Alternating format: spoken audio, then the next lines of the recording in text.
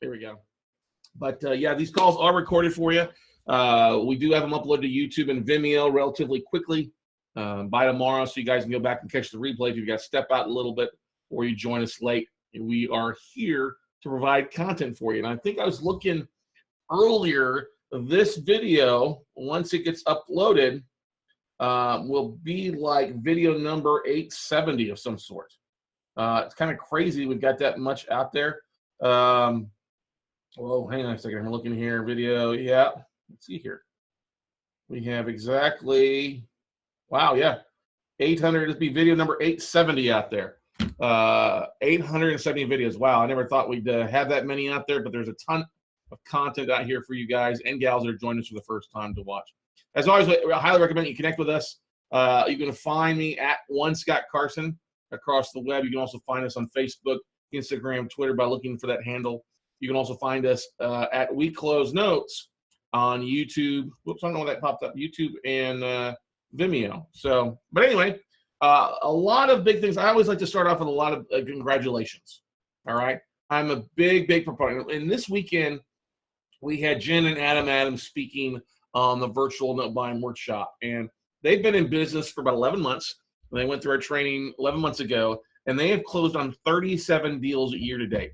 Now, I was really excited at the last mastermind we had in Austin, Texas here. They were co-rookies of the year with a couple other people, but they've closed on 37 deals, and they're just kicking butt and taking names. And I'm so proud of this couple. Adam's basically the big note buyer. Jen is his sugar mama, as he likes to say, but very supportive. She does a great job. And then it's always great to see couples that work well together, that have the same goal in mind and the same mentality. And I just have to not only thank them for being here, and Adam especially shared a lot of great information on his business and what he's accomplished in the last 11 months. But it's just great to see a good couple that are in the right direction and how much they can accomplish together by being on the same page. And that's phenomenal. And they're getting ready to head out to Aruba on Thursday, so I wish them a lot of fun out on traveling. There you go, Adam. Adams is on here. You guys have a great time. Steph wants to know if you can kidnap her a flamingo. May not make it through customs on the way back. But anyway, I also got to give a big shout out. Somebody who else spoke on the Virtualist workshop this weekend shared something. They hit a big goal.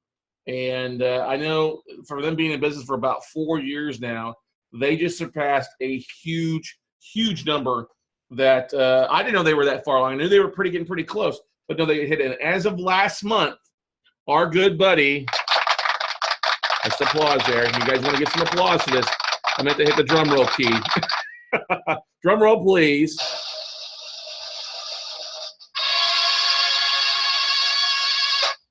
Our good buddy Wayne Snell has surpassed the 300 deal mark, and I'm so proud of Wayne. Also proud of his business partner Natalie Patton. So proud of what these two guys or these two individuals have accomplished. And I remember sitting with them in Cape Coral 2 Decembers ago, going through the mastermind. We're talking through their strengths, weaknesses, opportunities, and threats, and then setting their goals. And their goal was to close 50 notes that year. I'm like, Wayne, you've already closed 50 notes in a year. Why don't you stretch yourself? And they stretched themselves, said, okay, we'll double that to 100. And they ended up closing 125 that year. And so that put them basically at almost 200 notes, and they closed on 100 deals between then.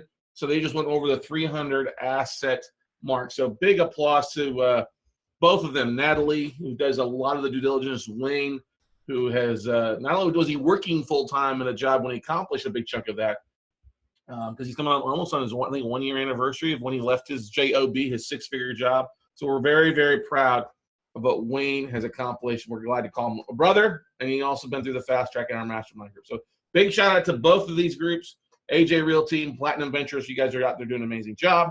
And as always, hey, you got to start somewhere, right? Got to start somewhere to make things happen. And so we have to give a big shout out to Armando Magallanes and Jose Simango. These two guys closed on their first deal on Friday. They literally closed on their first deal on Friday. I'm so proud of these guys. Jose runs a trucking company, and Armando is a full-time firefighter. And these two guys have partnered up and doing some real estate stuff, but I'm so proud they closed on their first deal. It's just the first one in a long line of things, but they got their start. Not only come to a virtual workshop, but they also came to Fast Track. And we have a fast track this Friday, Saturday, Sunday. It's 3 days of one-on-one training. We've got actually just one spot available for the June, and then our next one is July 21st, 22nd, 23rd. We got 2 spots. We're going through assets, asset managers. We'll go through raising capital. It's always customized for what people are focused on. Along with that, you get 1-year membership in the Note Mastermind as well, which allows you to come to 3 of our mastermind events a year. And the annual price of that is right at $99.97.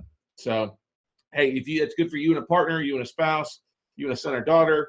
We're really excited about all the success that people are having coming on the fast track training and making things happen. Got a question here. Yeah, way to go. Exactly. Bill says, way to go to everybody. Exactly. We are so proud of everybody for knocking things down and getting over that first hump and that first step towards goals. You know what I mean, everybody? Before we dive into that, though, I wanted to share a few events that are coming up. So literally, I don't know if many of you know this. I'm actually kind of embarrassed that I just found this out a month ago. That National Social Media Day is literally not this Friday, but next Friday. And my good friend Christy Whites with Servian Social here in town actually got the city of Austin to declare it and join the National Social Media Day on this next Friday. So we've got a National Social Media Day all across the country, not just in Austin, slated for Friday, June 30th. It is a true day of social media. We're going to be doing some fun stuff all day long. I'm extremely honored and excited to actually be partnering with a huge, some very big firms on some stuff that we're doing. I'm actually a guest speaker at an event here in Austin. We're partnering with Digital Marketer, where I learn a lot of our social media and our marketing stuff. They've got, I think they're kind of running City of Austin, Serving Social, Christy Whites, and Elijah Whites, who've really been the main header on it to get Digital Marketer online, to get the City of Austin online, and then also to get Mashable to bring a lot of social recognition to Austin for that. And Austin's, we're one of the hippest cities, I guess you could say, a young city, very high-tech city, but you don't have to be in Austin to do that. Every city across the country is supposed to have something. So what we want to do is throw a challenge out between now and next Friday so you can be prepared for some fun stuff. So we want to give you guys some awards for creative posts on National Social Media Day. Now, yes, I'm here in Austin, Texas. Yes, we're going to do something. Our staff's going to be helping out at this event down in Austin, and a part to be live streaming some stuff. But we really want to give you guys some recognition on some fun social media stuff, because honestly, I get so many compliments on you guys out there for sharing things during the workshops, during Note Camp. We want to give you guys a little head start to come up with something creative for Friday, June 30th. And that'll go basically all day. So we're going to give a first place, a second place, and a third place trophy to those that have some fun stuff outlined of some things. And if you got a couple things, great. If you got one amazing, just blown away one, great. Maybe a video. Maybe you need to stretch yourself out. But honestly, guys, you don't want to, and gals, you don't want to miss out on National Social Media Day next Friday, not this coming Friday, but next Friday. We're excited about it. Whole staff has been working on it. Nicole has done a tremendous job here with some logos that have been taking place and added to. You've probably seen on Facebook, we've actually got some t-shirts if you're interested, but excited that the logos that we've created are actually kind of running this for Austin all this weekend. Question here. Right? I'm in. Patty Peds in. There you go. I would love to see people all across the country, our Note family, of all across the United States doing some cool stuff on Social Media Day next Friday. So whether you're having your own social media party or you spend the day working on your social media for it, something excited for next Friday. Really want to get the word out and get things driving there. But literally, guys, I got a couple, I'm going to be traveling, not any rest of this month, but in 3 weeks, 4 weeks, I'm going to be out traveling across the country, primarily on the West Coast this time around. I'm actually coming to Portland, Oregon. I'm really excited to be speaking for the second time in Portland, but for the first time at the Northwest RIA. July 6th, yes, this is the Thursday after the 4th, but we'll be at the DoubleTree Hotel at the Lloyd Center in Portland from 6:30 to 9:30. Really honored to be there. I was just speaking to Dave, who runs that group up there, and so we're really looking forward to being there. I'm probably going to fly in a little bit earlier, and I'll probably spend the day of July 6th working from the hotel, doing some fun stuff. So if you want to come out a little bit earlier, network with us, work through some deals, we'll probably do some fun stuff that day, a few hours before we do that. All right. Question. Yeah, Cody Cox, we're looking forward to having you there as well, buddy. So look forward to some of that. You can register by going to bit.ly/PortlandRIA, exactly as it shows there on the image. You can register for the event there and RSVP your seat. Expecting a full crowd there, and looking forward to it. Be a second time out there. All right. You will be discussing 3 F's of note investing, and we may be live streaming. I'm working on deciding whether or not to do that or not do that as well. So, as far also the next week, I'll actually be speaking in LA, the City of Angels, baby. Going back to Cali. So there I'll be at the Los Angeles Real Estate Investors Club. It's at the Olympic Collection in West LA. You can register at LAREIC.com. LA Real Estate Investment Club is what it stands for, .com to RSVP your spot for that on July 13th, which is that Wednesday night as well. So back-to-back weeks, I'll be on the West Coast, knocking some stuff out. Probably hitting a ball game or two. I'm thinking we may end up flying to Seattle on the 3rd or 4th and catch a ball game in Seattle because the Mariners playing them. I've not been to that ballpark yet. And then we may end up flying in and staying for a ball game there in LA, either the Dodgers or the Angels, one of the two. But we're excited about that, guys. Once again, we'll probably end up spending a few hours beforehand, just kind of hanging out at that location and working. And stay tuned for that. I know we'll be doing a live note closer show from both of those cities that morning up. So we'd love to have people come on out and meet with us that morning. All right. So, but let's get to the meat of tonight's call, right? Oh, got a question here. Sounds good, Steve. Look forward to seeing you at the event as well. Definitely. But anyway, let's transition here and get to what you guys are here for.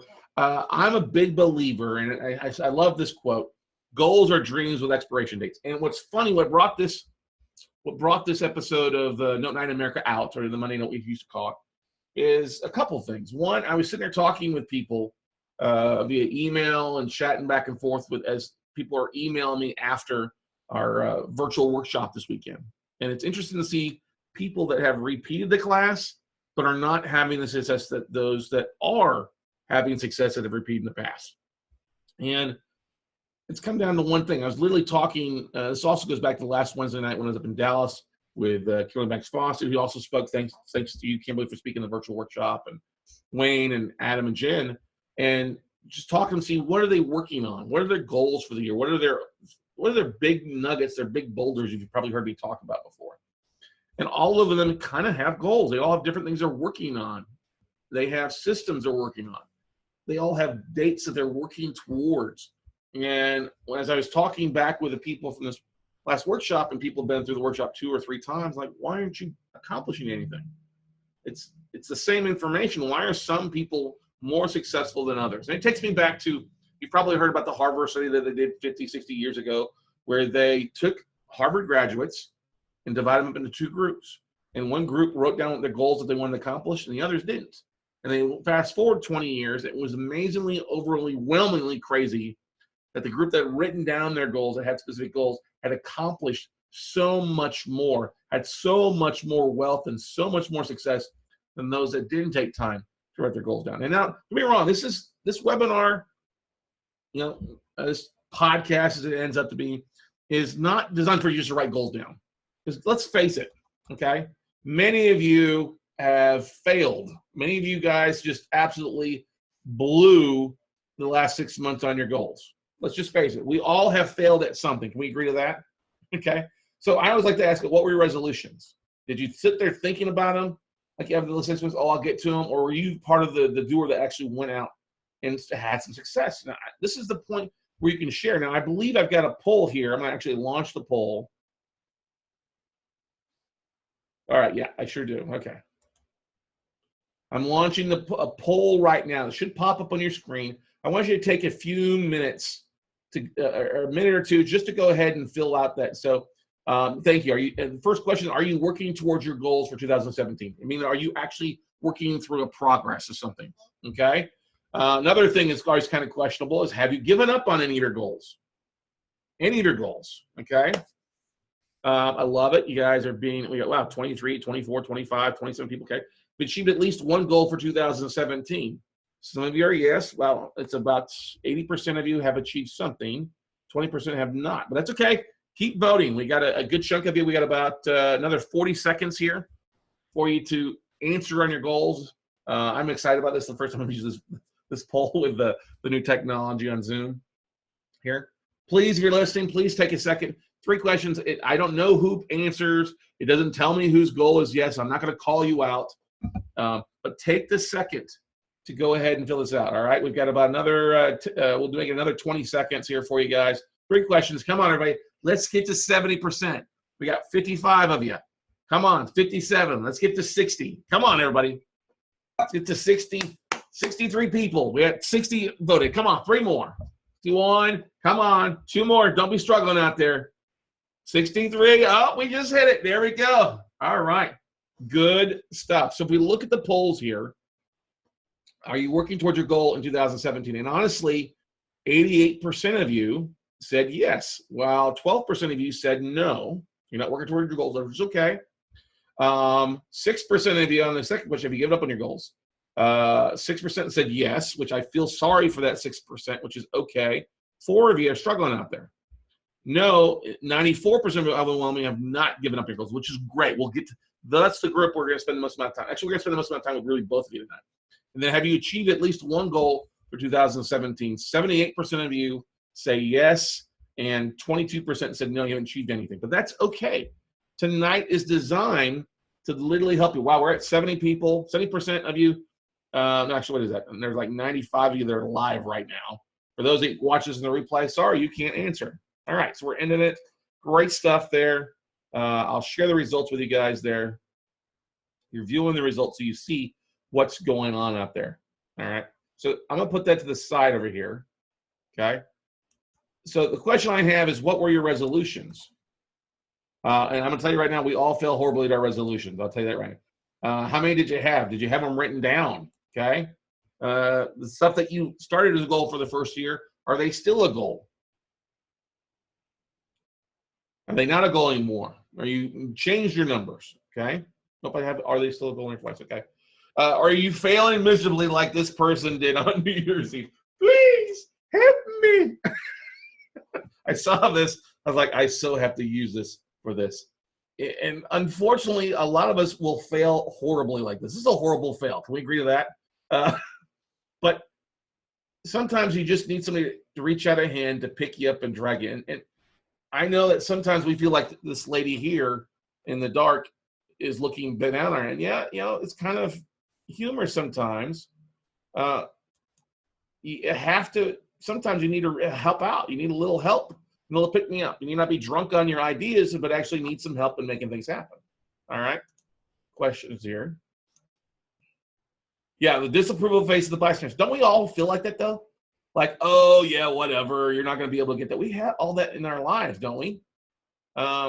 It's unfortunate sometimes. I totally agree. A lot of times our goals and priorities have changed depending on what we're focused on and the success we have and the decisions we make on a daily basis, that's okay. It's okay to change your priorities and change your goals. Totally happens right here all the time. All right. But I always like to ask if you're having trouble with your goals, which quite a few say, hey, you haven't gotten it. The question is, are you smart with your goals? And by smart, what we mean by this is a couple things. Are they specific? Or did you give specific goals? Not just like, I want to lose weight, okay? You know, I want to lose 50 pounds, okay? And that's also something that's very measurable, okay? You also want to give make sure, where are they, let's say, got to love spell check on this. Were they attainable? You know, if you've never gone on a diet and you've got 100 pounds to lose and you haven't lost 10 pounds, maybe you need to break that down. Hey, I need to lose 20 pounds. I need to, or even closing a deal in a year. You can't say 100 deals. Maybe I say I need to close my first deal in the first 30 days, okay? Did you record them or write them down? Honestly, that's really what gives you a 50% success rate right off the bat if you record them and write them down. Now, did you give them a time frame? I need to get this done in the next 7 days, the next 30 days, or this in the next 90 days, okay? I was really surprised at this last virtual workshop. Only a handful of people on Sunday actually wrote down their goals on a pen and paper and shared them. That takes me to the next thing. Sharing your goals. It's one thing to literally write them down and just look at yourself, but if you share them with the people that you're around, that you love, that support you, that are going to look disapprove of you, but will be willing to give you a hand up to get to a better place. That's almost more important than just writing them down.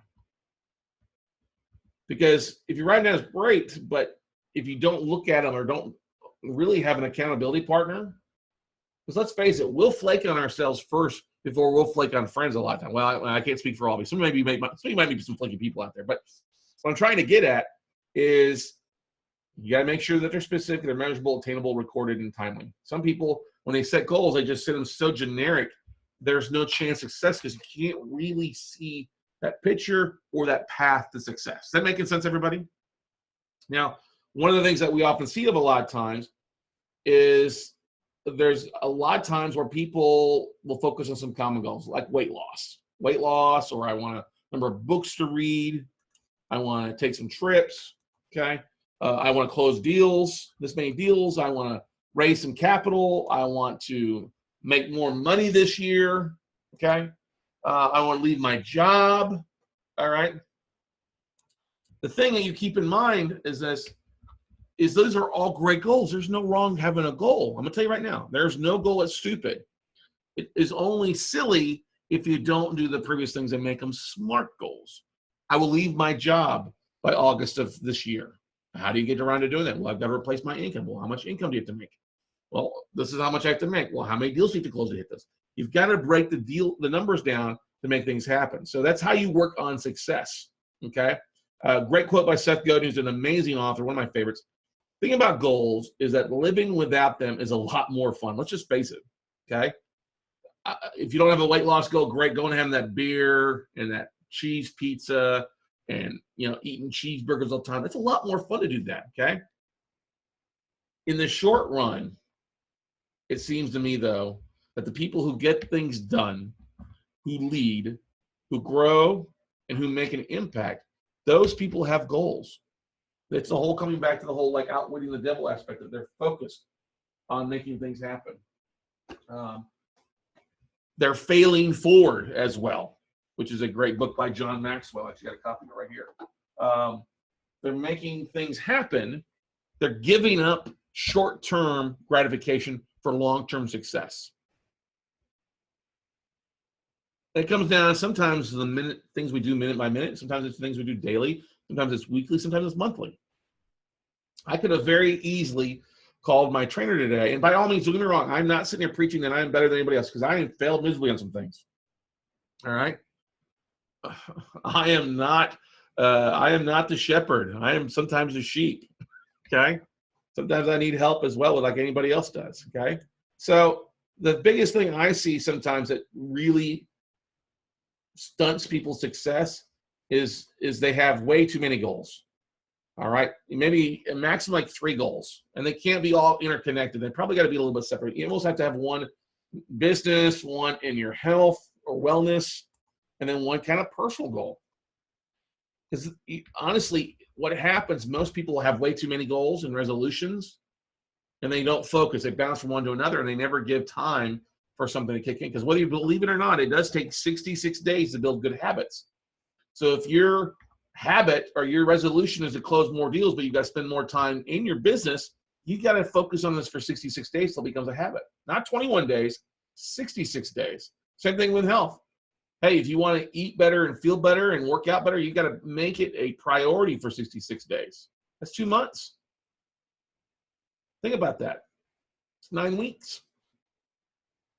But you may not see instant gratification. This is why you've got to give it that 66 weeks to really start seeing things change. And then once things start to change, they'll start to happen dramatically if you stick with it. Okay? And you also, most importantly, you can't bullshit yourself. You've got to be completely honest with you. You got to look at that guy or gal in the mirror and say, listen, what do I really want? Do I want the burger today, or do I want to feel how I'm going to feel when I am able to take my shirt off when I get in the pool without being embarrassed? Or am I going to be able to walk 100 feet without being winded? I need to put away the enchiladas and start eating the salads, okay? Or how am I going to feel instead of going out to all these different things I'm going to? How's it going to feel for me to sit down and break down 20 assets or make 20 offers? This is what I'm trying to get at. is we see a lot of people fail because they don't focus on things. They don't focus. They're all over the place. They don't have it written down. They don't have it visual. They're not smart with their goals. Is this making sense? One of the best things that we do on a regular basis is we literally will create laminated cards and we'll post them. Post them at the house by the TV. I have one that's in green. It says, if you got time to lean, you got time to get lean. And it talks about, hey, working out 7 times a week. All right. Sometimes that's during the week, Monday through Thursday, and also sometimes when I go on after night. All right. It's got a number of a monetary goal that I'm always looking for. All right. Got a number of deals that I want to accomplish. All right. And don't get me wrong, you're going to fail. I fail. I mean, for my number for the year of what I want to lose weight, I'm below that. I need to be ramp it back up. And yeah, don't get me wrong, I had a vacation slated in the middle of the year at May. I lost weight, put a little bit back on during the cruise in the Caribbean, which is okay. I'm fine with it because I'm back on track. Will I hit my number for the year? Maybe not, but I will get close to it. I'm a firm believer that I'll get close to it because I'm committed to that. All right. And the fact that I share this with my loved ones, my friends, they respect that. Hey, how's that going? Great to see you at the gym. See you making headway. You're working towards your a diet. So let's go somewhere that you can eat healthy. Okay. What's great is I see my staff also supporting because, hey, let's go eat healthy. Let's go salads. I see them starting to work out. All right. And doing things at night or on the weekends or during their lunch breaks here. So you got to be honest with yourself to have success. It's the first and foremost thing. You got to share it. You got to make it measurable, like we talked about that before. All right. And sometimes if you're failing and you just know you're not the best at what you're doing, but you need help with it, you either need to, bring on a mentor or coach to help you if you can't do it yourself. Now, the most important thing is you've got to be the motivated one. Okay. I'll give you an example of this. I know I'm not the best about getting up early in the morning to go work out. So what do? I make it hurt. And what do I make it hurt? I hire a trainer. Cost me about $60 an hour for my trainer. And that's expensive because I've spent a lot of money with them, but I noticed the habits. Like we're doing things now that I couldn't do a year ago without hurting my back or pulling a muscle. I walk in, I feel I'm revved up, ready to go. All right. And I don't mind paying that because that's helped my accountability. Yeah, I got to pay for it. I'm paying for it. I'm going to go. It becomes a priority to make things happen. And that's what you also look at is you have to look at where your goals are, where is there a priority for it in your life? Is it to close deals, but you're so spending more time on your job and volunteering for things? That says priority. If you really want to leave that job, you've got to cut out stupid things to start spending more time to get more deals closed. Maybe it's hiring somebody. Maybe it's making something happen. So let's go through a few goals, and then I'm going to open up to you guys, and I'm glad to help you guys out. Try to make them smart for you. So let's go through a few. One of the biggest things is weight loss. I want to lose 30 pounds by the end of the year. I want to look good in that. Well, not me, but I want to look good in that dress for New Year's Eve. I want to look good. I don't want to look like the girl on the floor. I want to look good in that tight as a black dress. Okay. And my high heels. Okay. So the obvious thing if you're going to lose weight is you got to eat less or better food and work out more. Eat less, work out more. Pretty simple, right? Although there is a $1 trillion industry or $1 billion industry in wellness and diets and the biggest loser and all that good stuff, because people fail. I mean, wrong. We're programmed. You watch TV, you watch regular TV, you see food. And I crack up. I was just thinking about this today. I don't have cable at the house. I got Netflix. I got rid of cable, and I was watching, especially sporting events, which I watch, and there's a food commercial every break.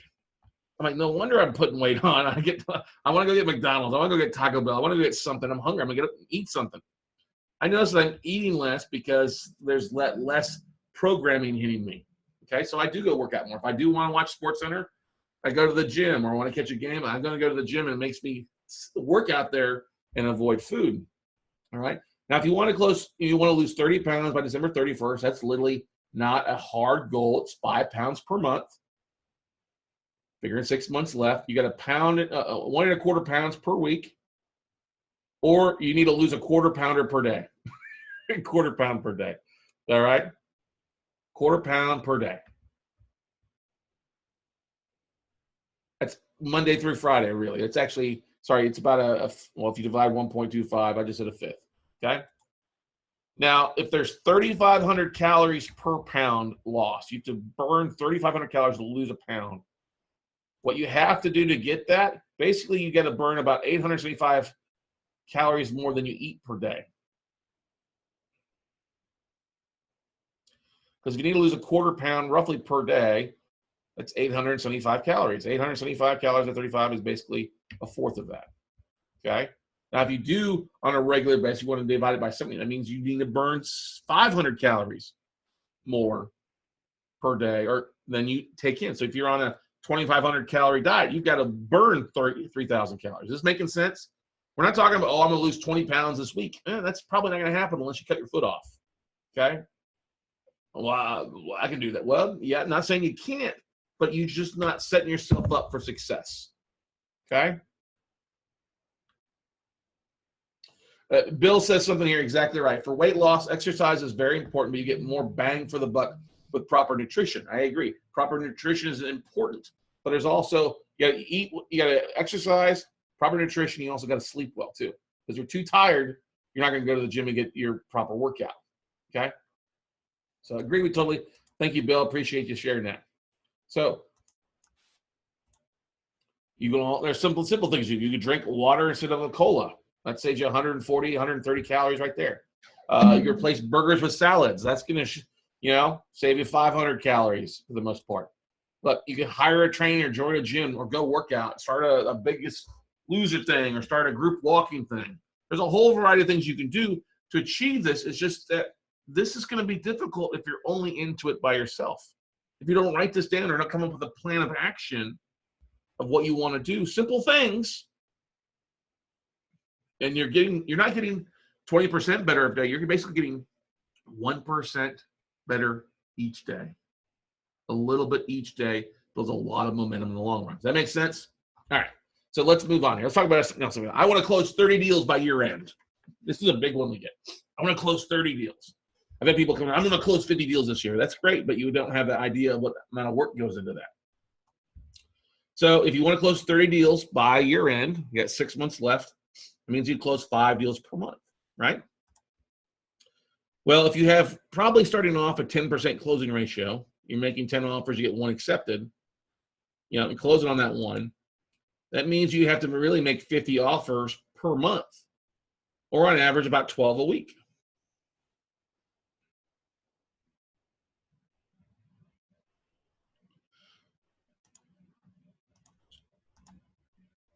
Now, if it takes you 30 minutes per asset in due diligence time frame, all right, to make an offer, and you got 12 you got to do per week, that means you got to spend 36 hours per week working your due diligence. Now, if you can only squeeze out 10 hours per week because you work a full-time job and don't have any bandwidth and your spouses aren't supportive or anything like that, that means you got to figure out how to outsource or clone yourself for the other 26.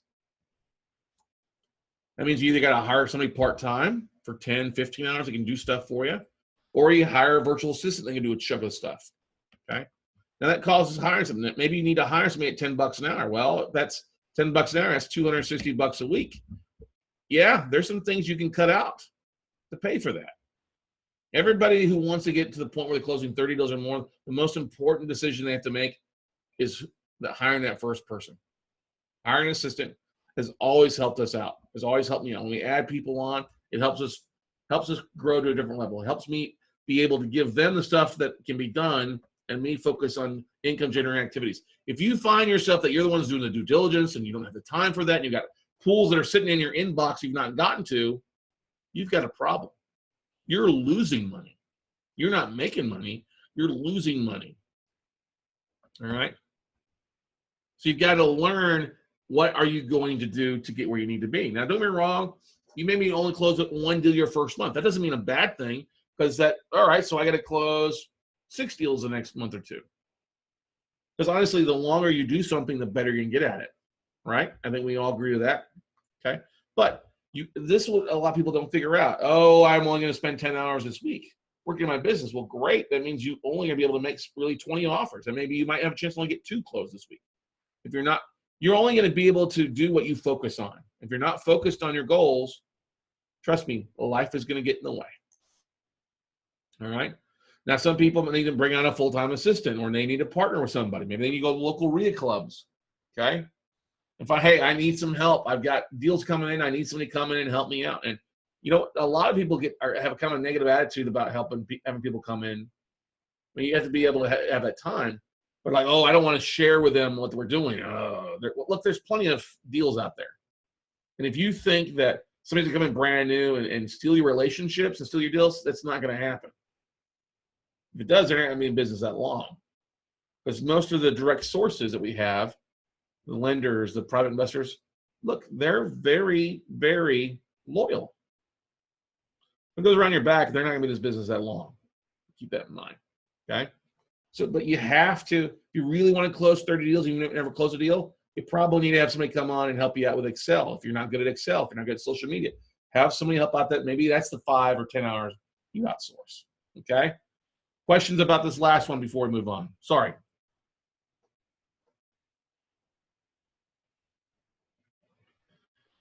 And the thing is, if you want to make, I want to close 30 deals, but if you've never had anybody sit down and walk you through, hey, so what? Let's go through these numbers. Okay, let's go through those numbers.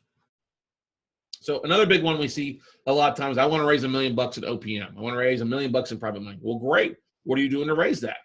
Well, I will tell you this right now: if you're going to raise private money, you've got to have something tangible, actually deals or sample deals, to give the investor an idea of what you're doing. So I'll give you an example. If you want to raise $1 million, I will tell you it's a little harder to raise money in December because of Christmas and holidays. So let's assume you got 5 months. Makes the math a lot easier for us too. So let's say $200K per month is what you've got to raise to get that $1 million in other people's money by the end of the year. Okay?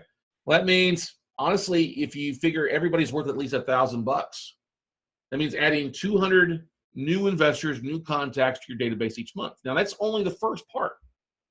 Not only do you have to add them to your database, you've got to reach out to them and email them and share stuff that's going on, because you can't have 200 individual conversations.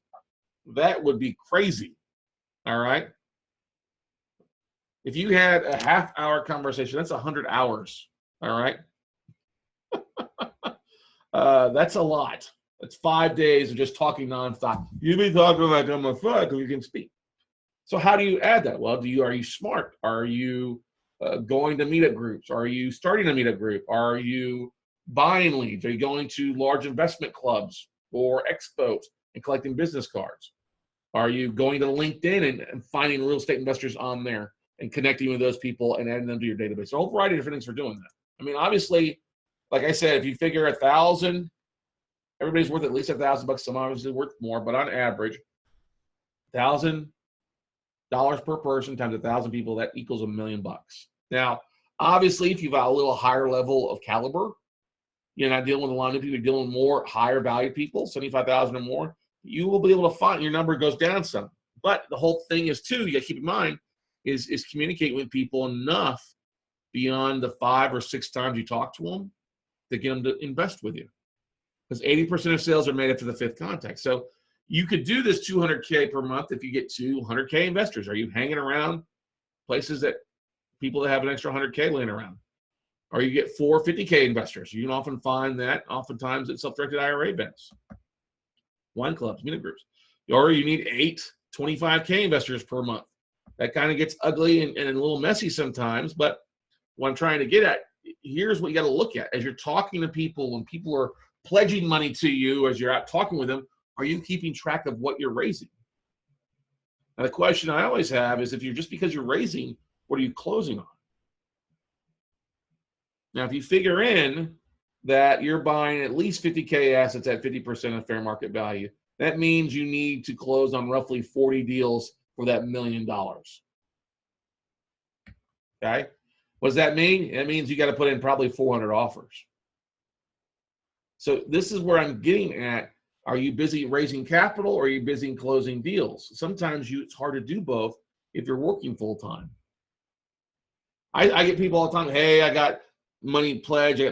Great. What are you closing? I'm closing on 10 this week. That's awesome. You're doing a great job. Keep it up. But I also get people, I have all these people in my database. I'm like, well, what are you closed on? Nothing. Then you really don't have shit. And people are like, well, I want to make offers, but I don't have any private money. Well, who are you talking to? Are you sending an email out to your database? Are you communicating? Are you doing the activities every week to help you reach your goals? Because if you're not, then you're just spinning your wheels. Does this make sense, everybody? Do we find investors first or make bids first? Well, you're going to make bids first. You're going to go find the deals first and market what you're working on to your database. I guess it's the whole chicken or the egg mentality, right? Chicken or the egg. The thing is that if you're marketing for deals, you can often use the same marketing for investors. Okay? Maybe you join a couple Facebook groups that have 1,500 or 2,000 people in it, or you join some LinkedIn groups that have a big investor database. Well, as long as you're marketing to those, that's adding people to your database. But you got to be sending stuff out really on a weekly basis. If you're not sending an email out weekly to your database, it's hard to grow that database of investors besides just an email database, besides just an email list. Does that make sense? The only way you get people to pledge is to show them something.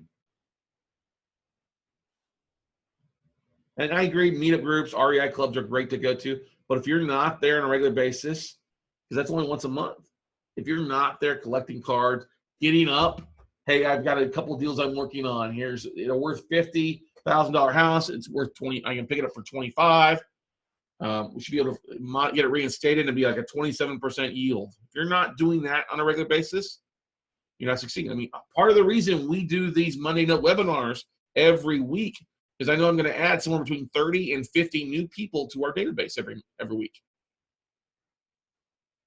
If I add 50 people every week and I do it 4 times a month, that's 200 people to my database. I know I can raise about $1 million every month in private money from just doing these webinars on a regular basis and sharing it and getting people to opt in. It's the marketing side that runs everything. Whether you believe it or not, it's marketing. Marketing makes sales easy. Okay. And honestly, if you're raising $1 million in capital, you're in sales because you got to sell your deals, sell your stuff as being an investor. Okay.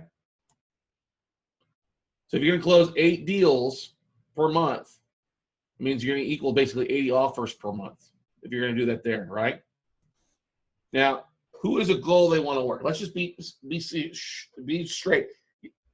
Your goals are never a straight road. The road of entrepreneurship is never a straight road. You're going to have left turns, detours. You're going to have to go down one path and probably back up.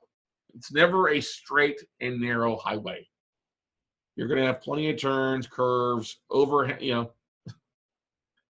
turnarounds, overhead highways. That's funny. I was talking to my neighbor last night, and she moved here from Minnesota.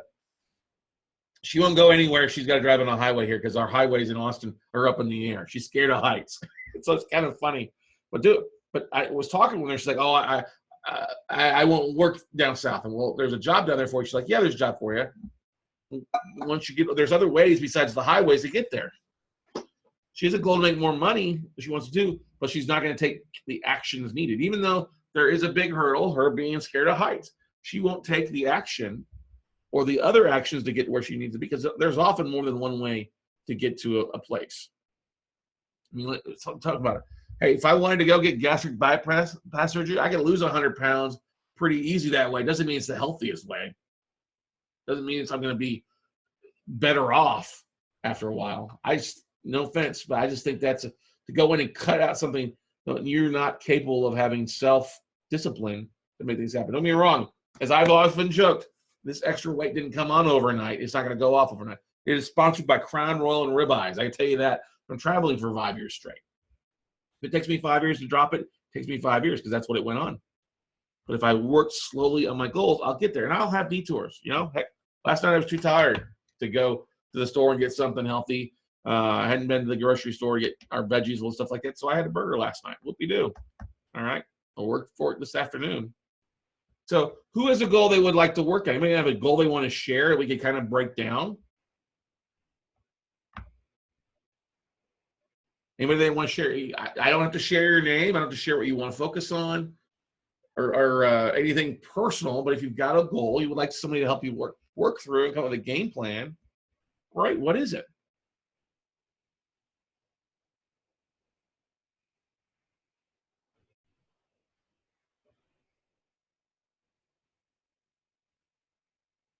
If you want to literally get on and text me, you're more than welcome to text me at 512-585-3810. I call you, get you on the phone here, and we'll literally work through it right now. Whether it's the number of deals you need to close, number of money, amount of money you're trying to make for a year, whatever. What is it? Let's see what it is. Third one is marketing. Okay, so Robin has something she's asked. To make enough passive income to quit my day job. Okay, awesome. I love that. Okay, so Robin, if you want to text me, I'll work you through this. 512-585-3810. I'll get you on the phone here, and we'll go through this if you want to. Otherwise, I'll just go back and forth. So the question I have for you, Robin, is what do you make in your day job? What's your salary? What do you have to make? What do you make in your day job? That's the first answer I'm going to ask you, because you got to have that number. Just to say I had to make enough passive income to quit my day job isn't a specific enough. How much?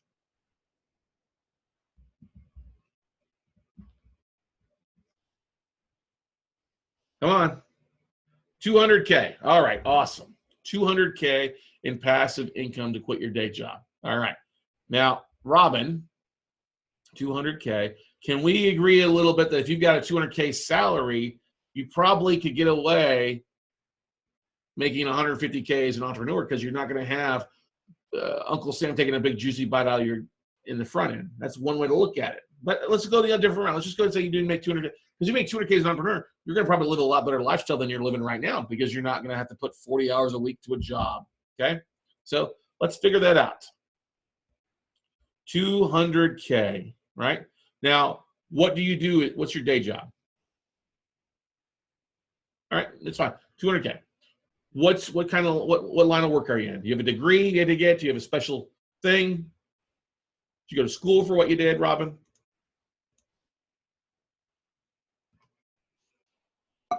You're an admin assistant. Okay, and you're making 200K as an admin assistant? Nice. How long have you worked there?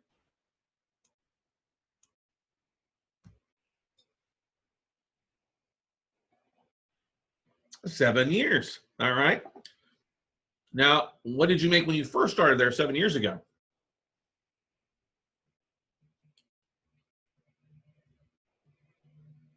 $85. So you've risen up there. Okay, so great. Awesome. This is what I'm trying to get at, is you're not going to have overnight success with making things happen. You've got to put a plan and be realistic about what you're going to do, right?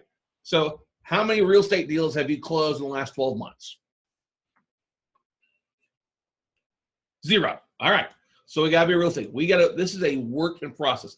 So it's like, let's just say it's literally like you trying to decide that you're going to go back to school to be a brain surgeon. Okay. Okay. That's a long process. This is not going to be nearly that long. Okay. So let's figure this. So great thing about this, actually, you know what I'm going to do? I am going to open up, I'm just going to escape out this. Hang on here. Let's open up just an Excel document here. All right. And where's home for you, Robin?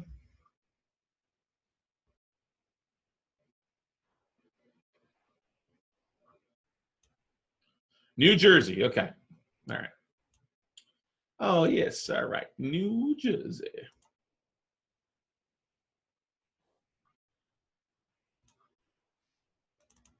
All right. So I'm going to new share.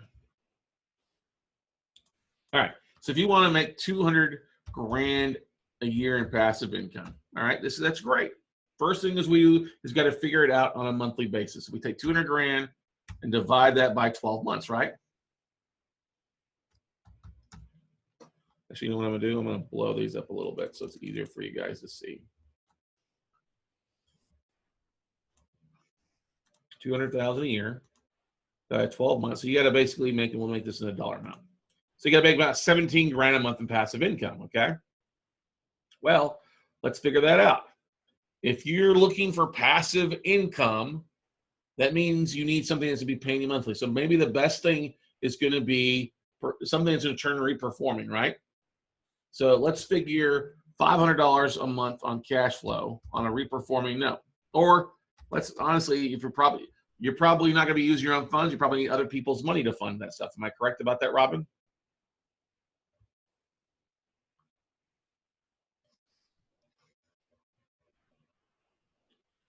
So what I like to do, well, I think I know the answer already, but anyway, I'm getting it. Let's assume that you're getting 250 as your cut off of cash flow each month, right? Partial. Okay, that's fine. Well, you're going to use other people's money. All right. So that number, if you're going to take, is equal to 16,666. Divide that by 250 a month. That means you need to close, you need to have 67 notes. Okay? 67 notes to replace your $200,000 a year income. 67 notes bringing in 250 grand, 250 a month at least to hit that. Okay?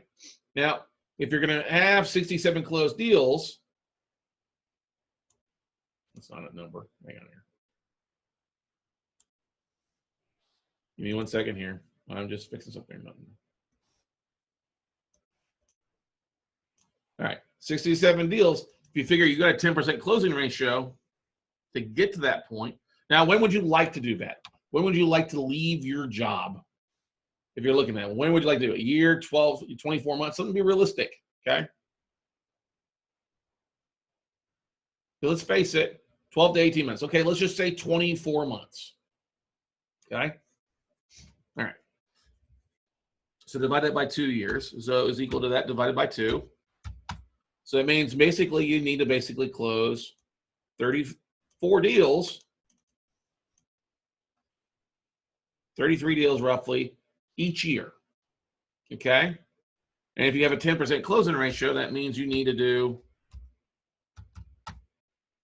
make 333 offers. So let's label this. This is your salary, annual. This is your monthly. This is the monthly cash flow per deal.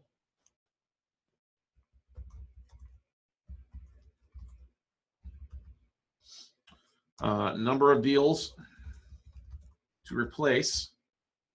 Number of notes needed. Okay. This is number of deals per year. Number of offers per year. Right? No, monthly. Sorry, that's monthly. Sorry.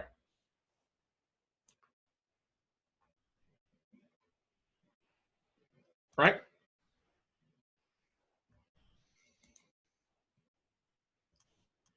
So that's not a bad deal, but what you have to do, Robin, is how many hours a week are you working right now?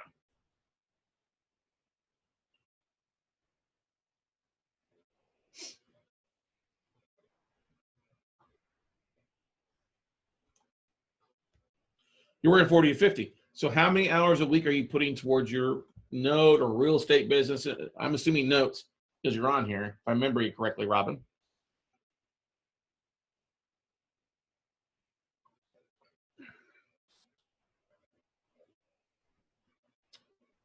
How long? How many hours? 10 to 20 hours. Your student 2 years ago. Okay. Oh, that's right. I do remember you. I was the husband's name's Dan, right?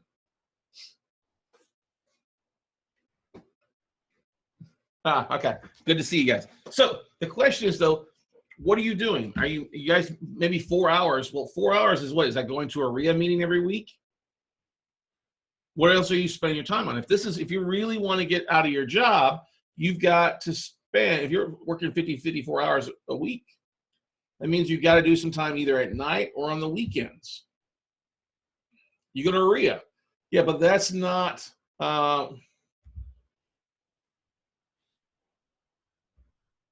look, Todd, no offense, Todd. You're wrong, Todd. No offense, you're wrong. You're not, you're wrong, Todd. So let's just, guys, I'm talking with Robin right now. Let's keep the chat to a minimum because no offense, you're wrong on that aspect of it. All right, because there's plenty of people out there that we have taught, all right, that have closed on deals, that are closed on plain deals, that don't have a lot of savings, okay? They're raising money. They can do it. It may take them 3 years. It may take them 4 years to get it, but they're closing deals to make things happen. So no offense, you're wrong, Todd. Okay? I know you're learning, Robin. The thing that you have to look at is what are you spending your other time on? Okay. What's the biggest priority? Why is this thing showing up? Okay. All right. You got your family issues pop up. That's going to happen. So this is what I want you to do. Robin, I want you to drop me an email. Drop me an email because the best thing you need to do is get restarted, to get reconnected on some things. So let's get you in the last few months. Priorities have changed. I get that. Okay. So you got to get to the point where you're making offers. There's some things you got to do on a weekly basis, where it's emailing out to your asset manager list or spending time on LinkedIn and just connecting with asset managers to get deals there.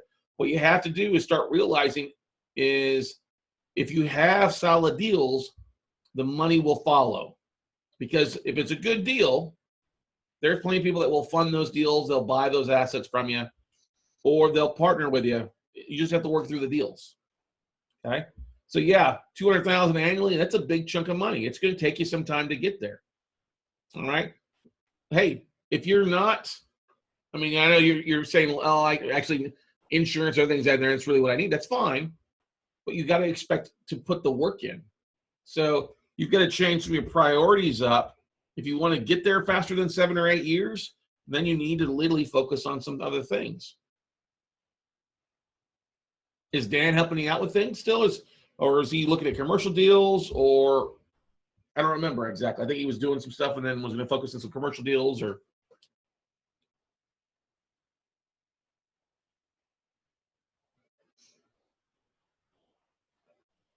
so the question is, how many commercial deals has he closed? Okay, so you guys have both basically been just looky-loos. And that's okay. That's all right. You just got to focus on something. So you got to start up something and you got to stick to something to taking action. But you're back, exactly. We're all going to take sidewinding trips. We're all going to curve. I get it. Hey, family happens. We figure out what we want to do. I get it. So if I remember correctly, we spent some time with Dan and you guys. We wrote an email out that really came out really well to your guys' database. And you had a lot of positive responses. People were excited about that. So I don't think the money raising will be an issue with you. You just got to give some social proof to your database of what you're doing.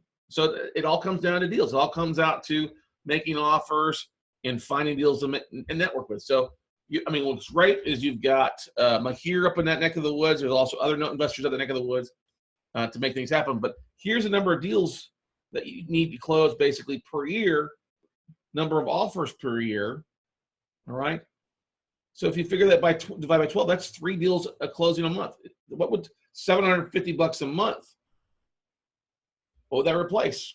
That cover car payments or car insurance, or I don't think it'd cover rent in New Jersey, but you get what I'm saying.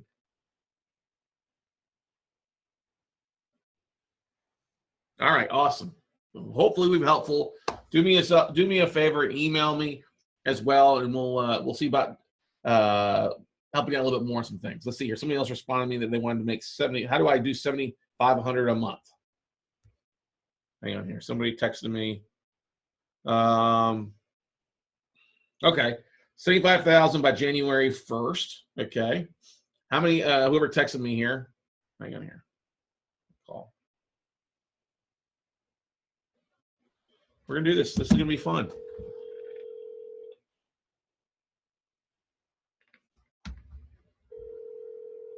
Hello. Yeah. Hi. This is Scott Carson. How's it going? Okay. Yeah, I went to your note class in Baltimore. Oh, so a year ago, no, 2 years ago, 3 years ago? Something like that. Yeah. All right. So what are you doing full time right now, Benedict? Are you working as a real investor or a full-time job? I'm just working full time and your computers, and but my problem is I don't have any money, and I think I really need coaching on how to ask people for money. Well, but the biggest thing is, do you go to a local real estate club every month? Yeah, I went to one in the South Bay in Los Angeles about a week ago. Wait, I think you said you're in Baltimore. Or I'm sorry, where's home for you? I went to your workshop in Baltimore. Where's home? LA, Los Angeles. Okay, you got plenty of real estate clubs up there to go to, and don't they allow you to come up and pitch your offers or your deals you're looking for? Yeah, they do. Okay, and do you have a database of contacts and people you've met at investment clubs over the last couple of years? I know you got an email of about 200 people from the Baltimore club, or the 100 from when I taught there. It's been a little while, but what I'm getting at is, do you have a database? About 20 weeks ago.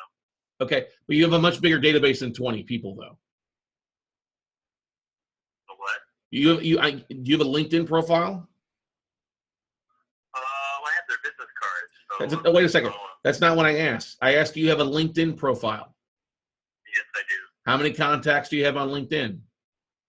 I have about 1,000. I've got about 5,000 on Facebook. Okay, great. So you got about 6,000 person database. What is going to make those people want to lend you money? To see a solid return on their investment. No, they want to see a deal. They want to see something to invest in. Yes. See a deal. Yeah, exactly. So have you closed on any real estate deals of any sort in the last 90 days or 6 No, months? I haven't done any. That's been my stopping point. I haven't been able to get the money to do anything. Well, you can't get the money without having a deal. And good deals will find money. All right. Plus, you're in an area of that neck of the woods where they got plenty of IRA investors. I think LA County has 1.2 million people with IRAs, and I guarantee the majority of it's making 8% or less, probably 4% or less. Okay. So Over 4%. I would say under 4% probably for the likelihood. Okay. So all you need to do is find deals, though. Because if you need to make 75 grand by December 31st, let's break that down on a monthly basis for you real fast, okay? So 75 grand divided by 6 means you need to make 12,500 each month, okay? So it's like 500 deals. No, it's no. 250. Well, if you're doing cash flow, hang on a second, don't get ahead of me. So if he equals that divided by $250 in cash flow, that's 50 deals. 50 deals. Okay. You would have to make 500 offers. 500 off. Right. Yeah, if you figure a 10% close ratio, you make 10 offers, probably get one accepted. Of course, your closing ratio would get better as you get further into it. So 500 looks big, but it's not really that big because you divide that by 4 weeks, that's making offers on 12 deals. Whoops, hang on here. It's 13 deals a week. There's plenty of sellers out there of notes that have stuff available, whether it's contract for deeds or non-performing first or things like that. I mean, we've had several sources on here the last couple months of deals. And if the deal makes sense, then it's about just sending an email out to your database. And I think, what did you say you do for a living again, full-time right now? I'm a computer consultant, so I know a lot about computers. You know a lot about computers. I'm willing to bet you could send an email out to your database pretty easy, huh? That's right, no problem. So the problem is taking the action and doing it, though. Can we agree with that? That's right. So when was the last time you sent an email out to your database for anything real estate related? I haven't done that yet. Okay. So, I did. After I did your class, I created a workshop. A MailChimp account or something? People called me about some deals, and then I didn't have any way to start the process. Well, That's how I brought it in.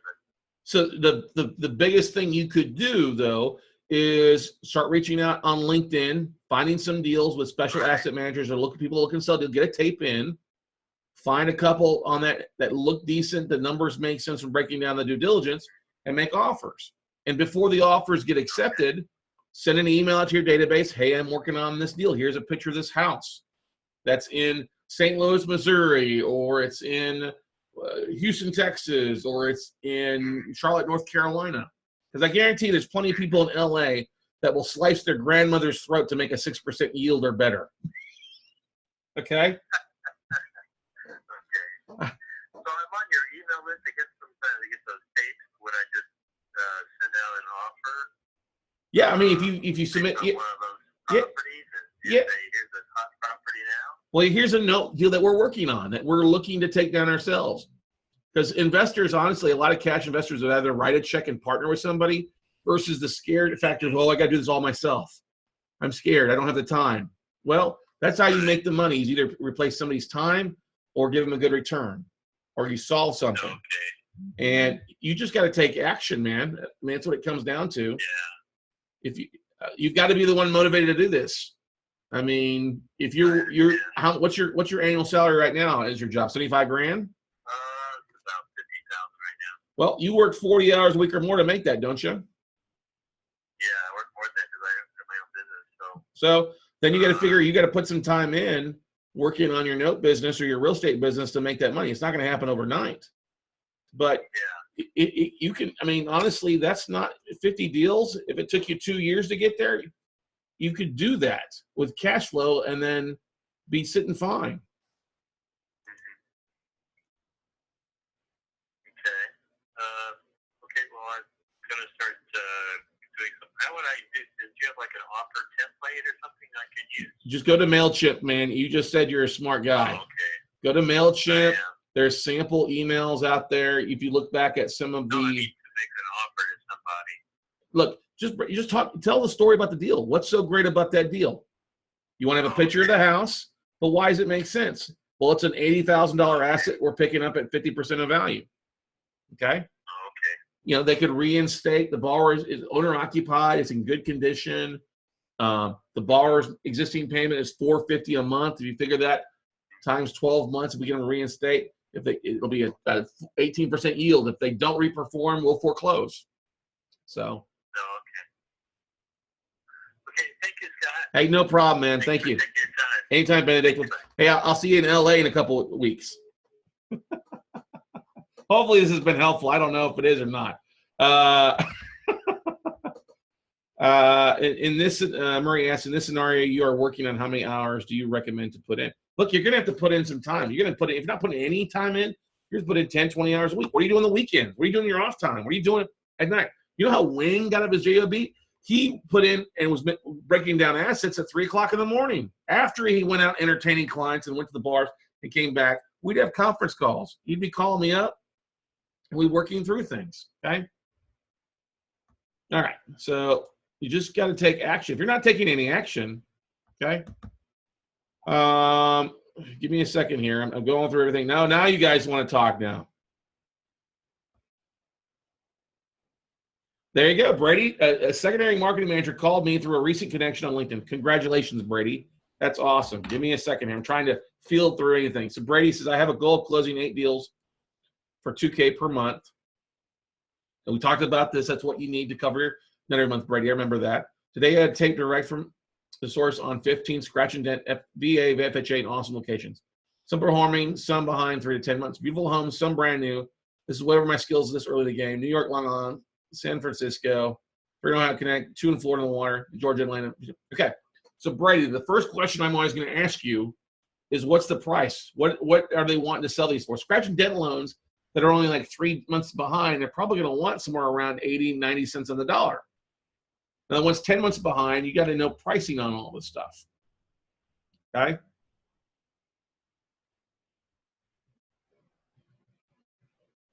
So you're probably going to have better success with the Ohio, the Florida, the Indiana, the Georgia, and the Reading, Pennsylvania one than you would the New York Island or San Fran because of the price of those points. I guarantee you that. But what's important to keep in mind is, Brady, why don't you send me the list, and we'll spend some time looking through it tomorrow a little bit. But, yeah, you need to close 8 deals at $250 annual per month to get your 2K. You can do that. And you've got an asset sent to you. That's the first start, my friend. But you got to know pricing. You got to know that what you're looking at is going to make sense as a deal. Okay? Patty asked the question here, can you calculate the capital needed to do 33 Ks per deal, 33 deals a year? Well, the question I have for you then, Patty, is what's the asset class you're looking at? Are you going after the 50K assets or the 75K assets? What are you looking for? What's the value of these properties you're going after?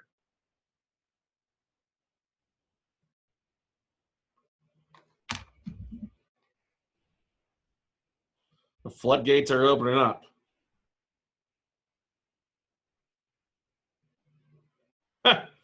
No offense, if you want to make $250K a year, it's going to take you a little bit of time. All right, whoever, I'll call it, say 50K. All right, we'll go through this with you, Patty, real fast. All right.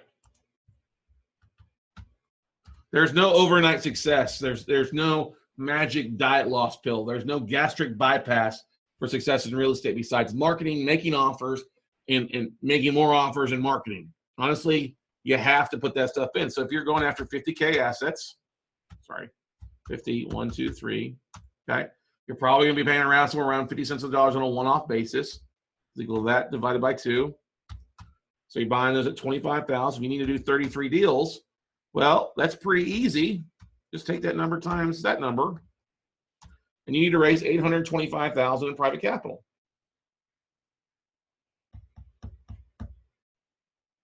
Just say 850 or even $1 million. You could do that, Patty. You just got to market to your database. We talk about this. Okay. Same thing. You need to raise $1 million in capital. There you go. We just gave you that on the slide before. Okay. You're welcome. Hang on a second here. Let's go through, and we'll do one more before we call it an evening.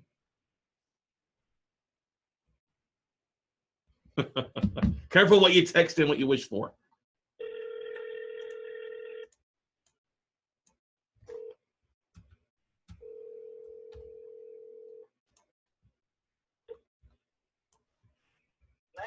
Yeah, hi, this is Scott Carson, just calling you back from your text. Hi, how are you? I'm doing great. What's your first name?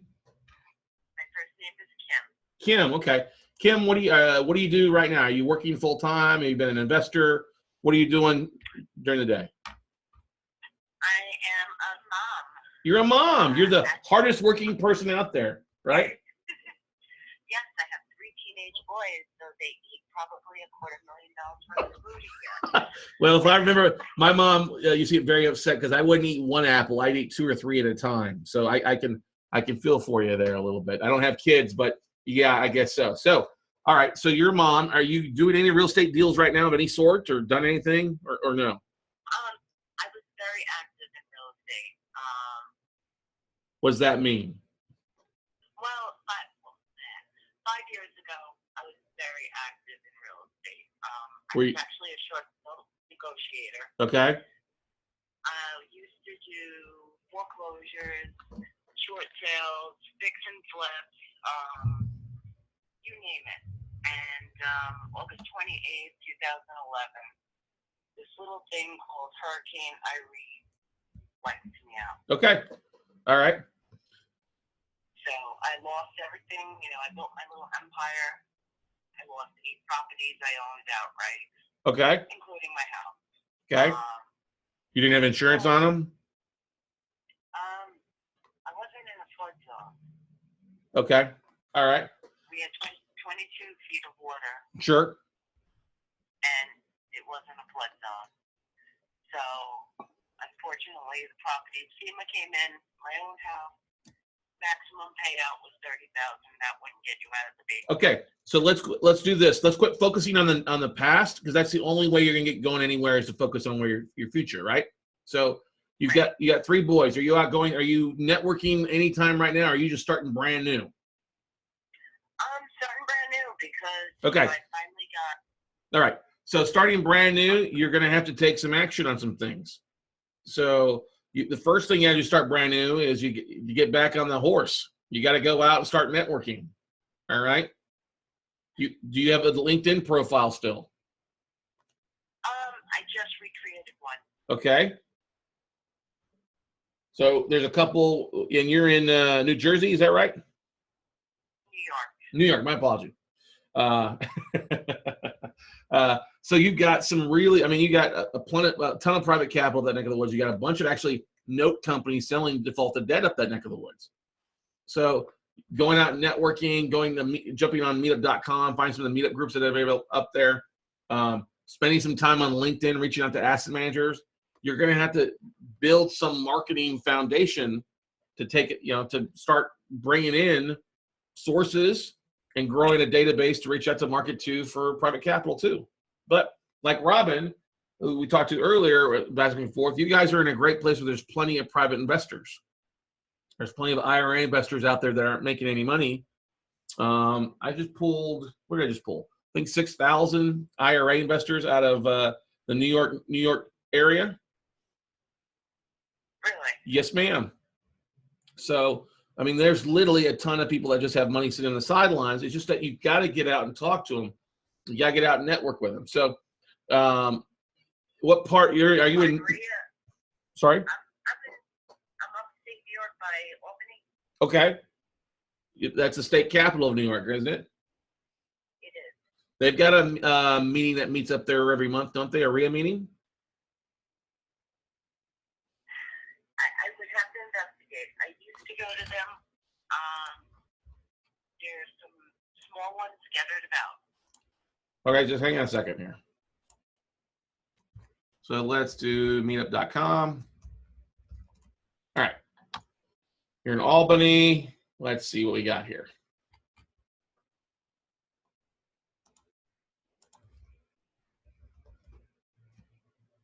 Albany, New York. You're looking for a real estate club.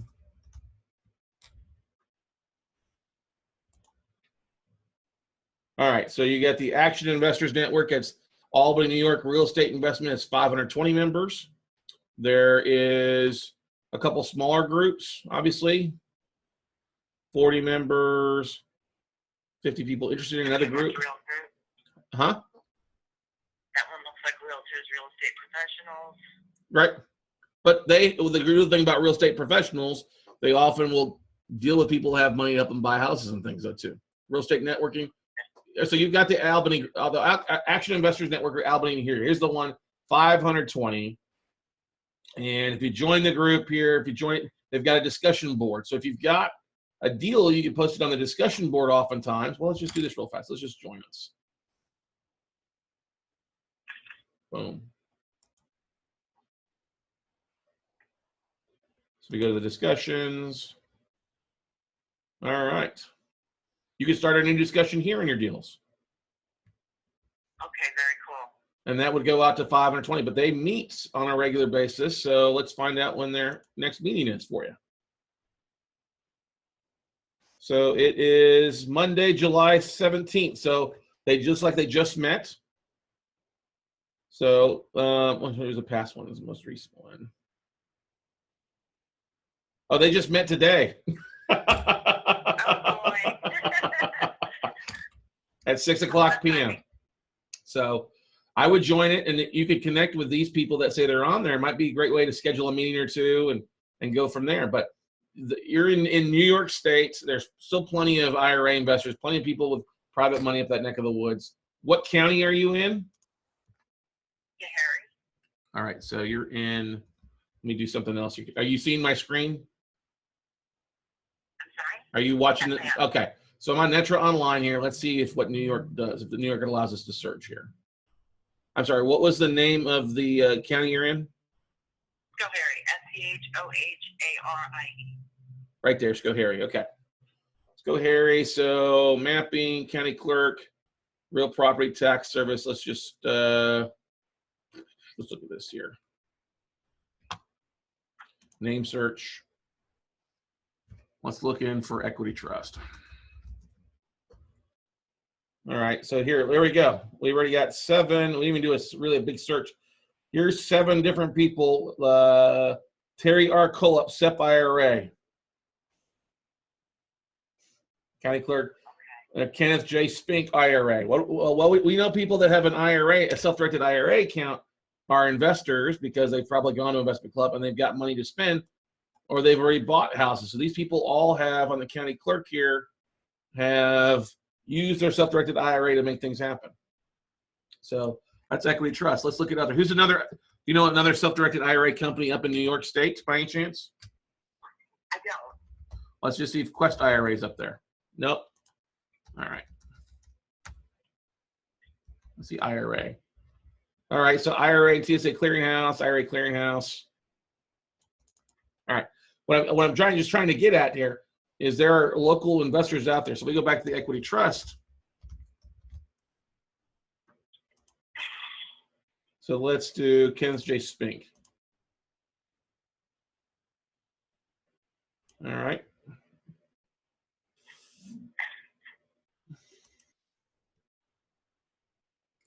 See if it'll share the PDF for me.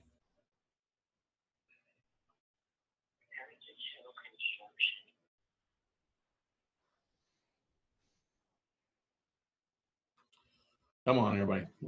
Let me do this or not. Open PDF. Here we go. All right. So let me new share this. Stop share. Oops. New share. All right.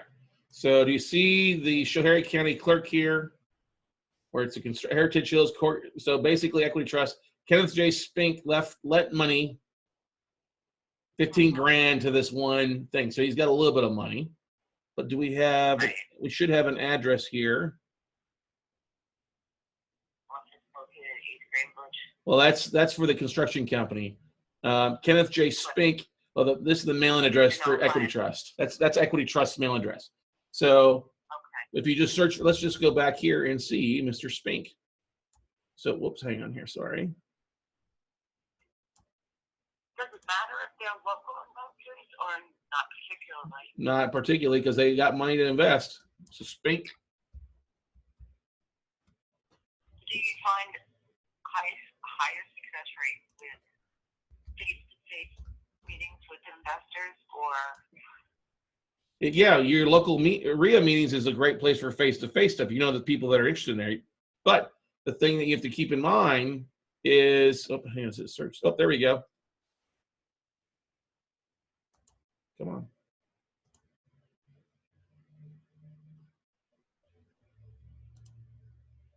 Sorry, my computer is acting a little funky here. It's all right. I have kids. You should see what pops up on my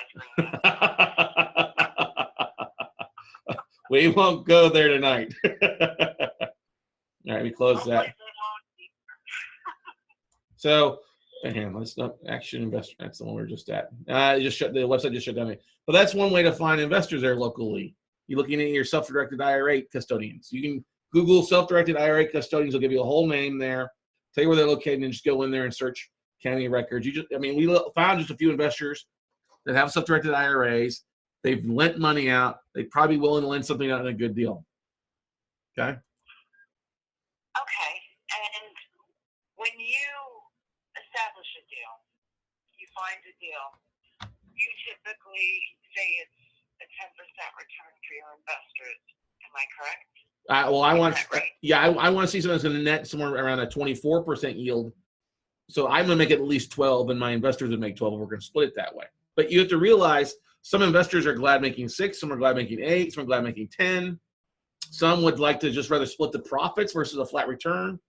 So it's all about talking with people. Now we've got a couple videos on our Vimeo page that talk about kind of raising capital and going through those conversations. So I would go into that and watch that, but just talk to people that are closing deals in your area. I mean, oftentimes too, you can go by the local title companies, and your local title companies will know who's got capital and buying deals, and will often make an introduction for you. Good idea. I still have a lot of contacts with several title companies throughout the country. So that's what I would do. I would talk to the local ones there with your expertise, and you just get out and start networking. I mean, that's what you're going to have to do. You've got to start building that momentum, that foundation of contacts and stuff, and go from there. Yeah, it's not making the deal happen that scares me. It's raising the funds right now. Well, we all know good deals will find capital. So go find the deals and share that, market to that, send an email out to your database, send an email out to LinkedIn, the meetup groups. That's really what it all comes down to. Just got to learn to market the deals. Okay? All right, great. Thank you for the call. All right, no problem. Thanks for sharing. All right. You have a great. You too. Take care. Bye-bye. Bye. All right. So can I search your Vimeo page by topic? I don't think so. I don't know if it does that. Look, we just, if you go to the note closers, or not the note closers, the Monday note coaching calls. Actually, I'll walk you guys through it here real fast. Am I sharing my screen or not yet? Share screen. All right. So that's the investment group up here. If you go to Vimeo, most of our really great stuff comes off of our these Monday note calls. So if you go to, hang on here, Scott Carson, my video, that's home. And we have collections out there.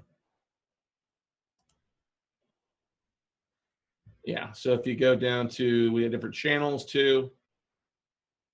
So market note closers. You all. The Monday Note coaching calls. There's 84 videos on there. So there you go. Here's the website, vimeo.com/channel/Monday Note. So you'll see the webinar from last Monday night there. We broke down those 10 Georgia deals, raising some playing Monopoly, and just going through the previous episodes. So there's 84 episodes there, literally over 100 hours of content there on some of the Monday Note coaching calls for you. So, right. Bill says, just Google Scott Carson and Vimeo and whatever topic you're interested in. That's kind of funny. We do a pretty good job with tagging our videos. Thanks, Bill. I look forward to seeing you here Friday here in Austin, Bill. Any other questions, guys? I think we've hit a pretty good spot there for everybody. I want to thank everybody that took the time. Robin, Kim, I'm going to forget his third, Dominic. I think it's Dominic for actually answering the call when we called there. Very easily, like, oh, shit, don't want to answer that. So hopefully it was helpful, guys. Look, more importantly, the most important thing you guys can all do is just to take action. I mean, not everything is going to be perfect. Well, I think we can all agree to that, okay? It just takes time and expertise. And yes, I know it can be very intimidating. Oh, because we heard that. I don't have the capital, so I'm not going to do anything. You can't do that. Look, the only way you get better at raising capital is to do more deals, to make market and go out and network more. Honestly, that's the only way you're going to get better. And a lot of us, if we had to learn how to walk when we're our age now, many of us would be quadriplegic or stuck in wheelchairs because we're afraid to fall down. We're afraid to get bruised. We're afraid to bloody our lip a little bit when we fall on our face. But that's okay. You can physically not fall on your face and fall backwards.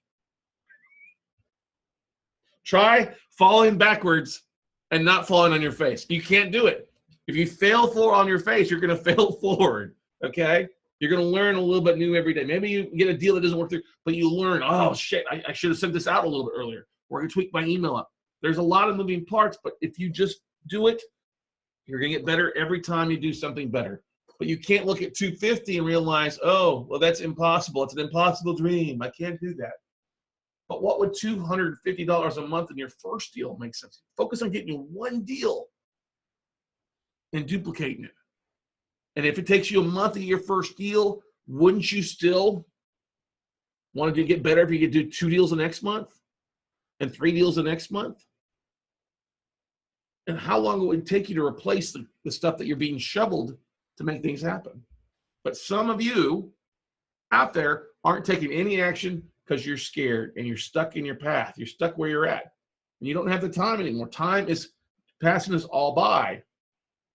I don't know about you guys. I know I'm going to be in real estate for years to come, decades to come. When I started over 15 years ago now, well, it's hard to believe it's been 16 years, 17 years almost. I knew I was going to be in real estate long term. Yeah, I'd have like a 3-year period where that went crap. Yeah, a lot of people. I didn't have a 20-foot wall of water come in and wipe me out. I just had a foreclosure tidal wave hit here and really kind of kill me on some of my fix and flips. So you just can't give up. You've got to start taking action. Because trust me, if you've got a short sale or foreclosure on your record or a car repo, you know what? Hey, welcome to the club. All right? You survived. You're better off because you learned and you survived that. So don't be scared. Sometimes holding on to what you have and being scared to take action is what causes you to go down with the ship. Because I don't care what actions you've taken in the past, you've got to quit looking in the rearview mirror and pull that rearview mirror off and start taking actions now to make things happen. So hopefully that was helpful, everybody. As always, awesome. Sounds good, Donna. Thank you very much. It's still a journey. It's a work in progress. It's a whip. Okay. You know what? Taking action is the scary part. I agree with this, Robin. But listen, it's 10 times scarier in your head. You got to think, oh God, what if? And be like, what if that happened? What if the good happened versus the bad? And there's not really much that you can do that's going to get you killed or arrested unless you just commit out fraud, obviously. But there's nothing really going to do in real estate that's going to get you killed. There's a lot of great ways to double check things to pull the trigger to make things happen. But the only thing you guarantee by not taking action is failure. That's the only thing you're ever going to guarantee by not doing something, is to be where you're at, stuck in a rut. And if you're happy working where you're at, great, by all means. But if you're not happy, then you need to do something different. But motivation is all about you. Do you want to work in your job for 30 years, or do you want to start doing something now? Robin shared she worked with a job for 7 years or 8 years to get where she's at. Hey, if it took you 7 or 8 years to replace that $200,000 income where you could do whatever you want to, isn't that worth it? Shouldn't that motivate you to do what you need to do? Instead of sitting at home and watching Grey's Anatomy or live streaming every weekend, instead of going to the gym, shouldn't that get you looking on deals or taking some activities? Because motivation has to come from you. I can't motivate you, because if I have to motivate you, it's not worth it to you. You have to have the motivation of what you want to accomplish. And sometimes either you're self-motivated or life is going to motivate you. Oh, you're going to get laid off, or you're sick. Somebody's going to get sick in your family. You're not going to have the money to pay the bills. If we all could know the day that we would be dead, what actions will you take differently today to ensure your family's health, wellness, and safety? Think about that. If you would know the day that you were going to pass on, what we do different, if it's 5 years, 10 years, 20 years, won't you do things a little bit differently? Wouldn't life have a little bit different meaning to you? Unfortunately, some of you don't have 5 years. Some of you guys don't have 10 years. You never know when tragedy is going to strike or something that's going to happen. You have to make the most out of each day. And those that are truly successful do the most, actually do the most positive thing and the most impactful thing at any given moment. They're outsourcing the shit show, the stuff below their pay rate, and they're doing the most profitable thing in any given moment for those that get hit. Sometimes profit is just doing the marketing. Sometimes it's sending an email blast out. Sometimes it's rinse and repeating that stuff. You just have to do what you all know what you have to do. You're not stupid people, okay? The key to success is for you to make a habit throughout your life of doing the things you fear. So good. That's why you're a marketing minion, brother. Yes, the key to success is for you to make a habit throughout your life of doing the things you fear. That's the only way you get beyond your comfort level. And Brady says false evidence appearing real is what fear stands for. Most of the stuff people are scared of, things that don't really exist. The boogeyman scares everybody. Okay? Do not be afraid of the storms, for you're just learning how to sail your ship. And that's a great quote. Good job, Greg Arcizo. We'll wrap it up on that quote. Do not be afraid of the storms, for you are just learning how to sail your ship. Greg, you need to get with Nicole tomorrow and create an infographic, and you get to be the quote on that one. Okay? That's what I want you guys to do first thing in the morning. That's a great infographic. Do not be afraid of the storms. You're just learning how to sail your ship. And with that, everybody, we're going to wrap it up for the evening. Hopefully, you love it. If you get this on a replay, make sure to share your comments below, what you like, what you dislike. Share it below. That's the only way I know how better to do a better job with these calls. So have a wonderful evening. Thank you for joining me on Note 9 in America. Until next week, have a great week, and we'll see you all at the top. Bye, everybody.